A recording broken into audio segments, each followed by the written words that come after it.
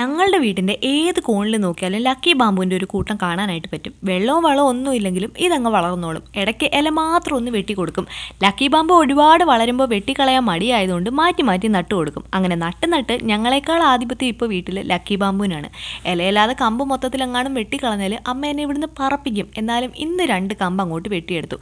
അതിൽ നിന്ന് ആവശ്യമുള്ളത് മാത്രം വെട്ടിയെടുത്തിട്ട് ബാക്കി അങ്ങോട്ട് കളഞ്ഞു. സത്യത്തിൽ ലക്കി ബാമ്പു ഇന്ന് വെട്ടാൻ കാരണം ഈ ഒരു ഗ്ലാസ്സാണ്. വെറുതെ ഇതൊരു മൂലയ്ക്ക് കിടക്കാൻ തുടങ്ങിയിട്ട് കുറേ നാളായി. എന്നാൽ പിന്നെ അതൊന്ന് കഴുകി വൃത്തിയാക്കി അതിലേക്ക് വെള്ളം നിറച്ച് ലക്കി ബാമ്പുവിനെ അങ്ങോട്ട് വെച്ച് കൊടുത്തു. പിന്നെ അതങ്ങ് കൊണ്ടുവന്ന് ബുദ്ധന് കൂട്ടായിട്ട് ഒരു മൂലയിലേക്ക് വെച്ചു. ആഹാ, എന്താ അതിൻ്റെ ഭംഗി! പിന്നെ ഈ ലക്കി ബാമ്പുവിന് കുറേ പ്രത്യേകതകളുണ്ടെന്നറിയാലോ. ഈ ചെടി വീട്ടിലുണ്ടെങ്കിൽ നമുക്ക് സൗഭാഗ്യം വരും, സമ്പത്ത് വരും, നമ്മൾ ലക്കി ആയിരിക്കും എന്നൊക്കെയാണ് പറയുന്നത്. നിങ്ങൾ വിശ്വസിക്കുന്നുണ്ടോ? ഉണ്ടെങ്കിൽ ഒന്ന് പറയണേ. ലക്കി ബാമ്പു കിഴക്ക് വശത്ത് വെച്ചാലാണ് ഏറ്റവും നല്ലത് എന്ന് പറയുന്നുണ്ട്.